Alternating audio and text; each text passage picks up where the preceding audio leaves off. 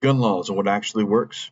A Marine helps take down a shooter in Massachusetts, and once again, Facebook is at their old antics and not recommending my page anymore. All this and more on the next Frontsite Focused.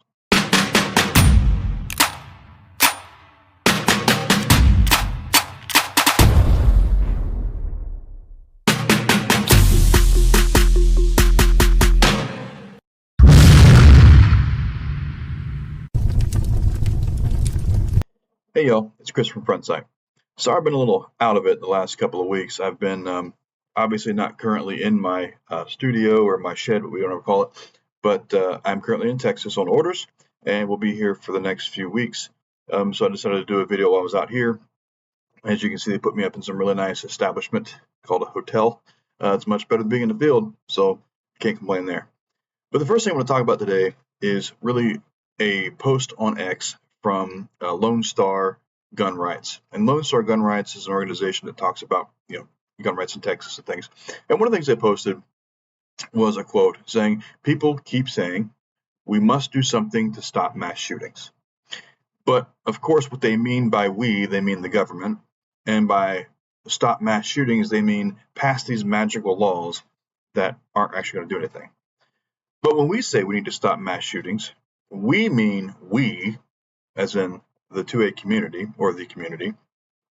And by stop mass shootings, we mean arm ourselves. So let's talk about what actually works when it comes to stopping mass shootings. The way to stop mass shootings is to allow people to carry firearms in soft target areas. Now, a soft target is one of those places that's not necessarily a building, and it's not surrounded by armed guards and things like that. Those, like military installations, typically police departments, secure facilities, are typically called or considered hard targets. A soft target is a place like an open air environment or a building where there are no guns permitted and people are not allowed to have them, obviously, and they're just walking around doing whatever it is. If it's a market, a farmer's market, or whatever, that's a soft target. And the way to stop those is to allow people to carry. Now, you have to allow people to carry responsibly, obviously. You can't just let any Tom, Dick, and Harry walking around with a pistol or a gun necessarily. Now, what I mean by that is if you have an establishment such as a concert, right, and you have a lot of people in there, allow law enforcement to secure that facility, right, because they're right there. But if you're at a farmer's market and there's no law enforcement around, there's no reason why people shouldn't be allowed to carry a firearm, right? So there's time and place. Now, some people argue and say, well, that doesn't stop shootings. People carrying guns don't stop shootings. Well, that's not necessarily accurate, but the biggest argument for them that they say is, well, the president gets shot at a lot. He's the most secure person in the world. That's absolutely accurate. He has had a lot of assassination attempts over the last year and a half. But what has always stopped those shootings? What has always stopped the threat? Every single time, it's a responsible individual armed with a firearm. That's it. Whether they use lethal force or not, that's what always stops that threat, every single time. So there's no reason that people who are responsibly carrying and understand how to use a firearm appropriately should not be allowed to carry in certain environments. So the next story I want to talk about happened a few weeks ago. It's been a little while, so it's an older story, but I wanted to bring it up because it's very, very important for people to realize that anywhere in the country, an individual who is illegally carrying a firearm and responsibly carrying a firearm can stop a shooting just as quickly as law enforcement can.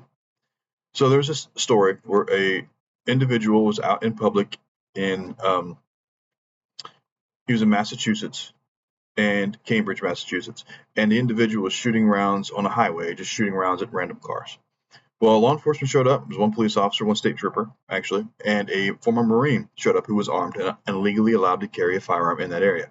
Those two individuals took down that shooter relatively quickly with very, very little loss of life to anybody else. Now, why is this important? Well, obviously, individuals that carry firearms want to defend other people, themselves specifically and their families, but they also want to defend other people. And this is a perfect example of where an individual who is responsible and understands how to carry a firearm appropriately is able to help law enforcement and a potential threat. Now, one of the things that the left likes to say is, we need to pass more laws. We need to pass more laws. That guy should never have had a gun to begin with. Well, he's already violated a lot of laws, and he's been put in prison a lot of times, or maybe just jail. I don't think he's ever spent a whole lot of time in prison. But the last time he was arrested was in 2020, where he fired rounds off at law enforcement. So obviously, he probably shouldn't be allowed to pick up a firearm. How did he do it? Well, I'll tell you how he does it. He's a criminal. They're going to find guns no matter what laws you put in place. And unless you put them in jail, they're going to find a gun, right? Shanks and shivs are perfect examples, though, of even in a secure environment, people will find a way to use violence or tools to be violent. So my hat's off to the Marine that helped out that state trooper. We really appreciate your help in law enforcement, those that want to come up and help. We do appreciate it. Sometimes, though, you got to make sure that you're not getting in the way. But in this specific instance, he was not getting in the way, and he very much was helping out that lone state trooper up in Massachusetts. So thank you, Marine. We greatly appreciate the help. So the last thing I want to talk about today is Facebook. Yes, that thing. All over again. They're back at their old antics, and they're no longer recommending my page to other people. So typically when Facebook does that, they either don't recommend your page or they shut your page down for a certain amount of time, and then they will reopen it back up usually. This time it's just a warning, I think, or it's just a, hey, we're not recommending your page anymore. So I kind of was wondering why, because typically I have a program that posts a lot of news articles on my Facebook page just to give people something to think about or something to talk about. And the last thing that was posted on that Facebook page was something from the nssf.org. And it was about Memorial Day weekend and why it's important to remember why we have a Memorial Day. And so I was curious, like after that went up, that's when I got the notification. So I really don't understand what they're looking for. And the warning never really tells you why they're not recommending your page. It never tells you what you did wrong. It never tells you about the post. It just says, we're not doing it anymore. So I don't understand what rules I violated, which is exactly why Frontsite was created. Frontsite was created specifically for the firearms industry and the community to finally come together and have a place to talk without worrying about being shadow banned, blocked, throttled, or taken down. That's all that insanity. It works similarly to Facebook. Obviously, Facebook circa 2002, because we're just getting started. But we don't have the throttling, or the shadow banning, or the communism that is typically found on Facebook. Now, Zuckerberg's come out in the past and said, "Oh, we're not doing that anymore. We haven't been doing that for a while. We're going to do what we can to make sure everyone has a chance to speak." That's baloney, right?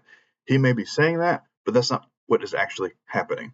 And it's the algorithms. The computer itself is picking out certain words, phrases, or topics, and then flagging them for them to be banned. So, like I said, Frontsite was created specifically to combat that problem, right?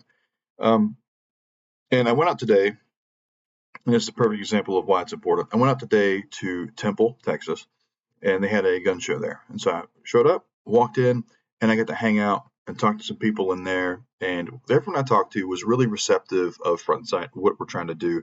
I spoke to one training organization, a guy from a training organization there, who, yeah, he has Instagram, but that's pretty much all he uses. And so I gave him the option of using Frontsite and helping him build his follower base there on Frontsite. So he's going to jump on as well. I spoke to a t-shirt company that apparently has been to several of the same places that I've been to recently. So it was really good to get to meet these people and talk to them in a smaller environment.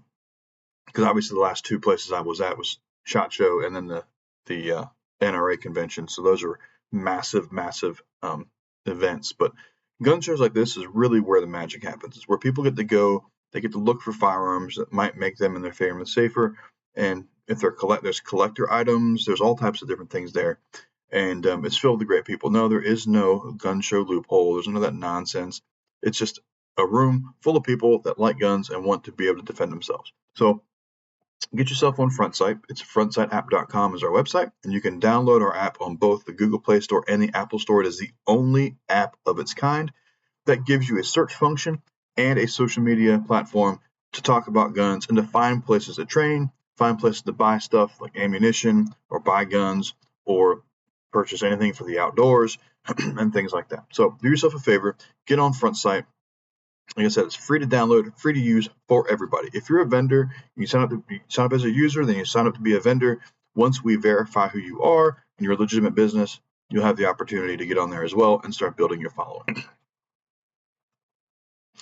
So I want to thank all of you for your patience over the last few weeks. It's been a little busy, especially with me being on military orders and things.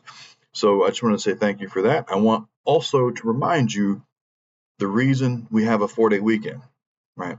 So it's not the time to thank a veteran.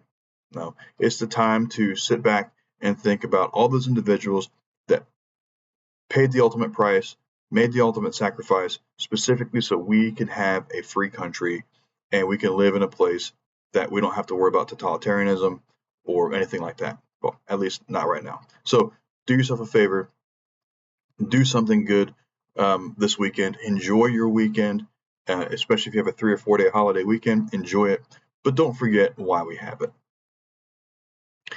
Well, that's it for me today, y'all. I appreciate you tuning in. Do me a favor, like, subscribe, and send this information to your friends. Send me a comment if you'd like to hear something else or want me to talk about something else specifically. But I really look forward to seeing y'all on the next one. Welcome to the revolution. Welcome to Frontsite.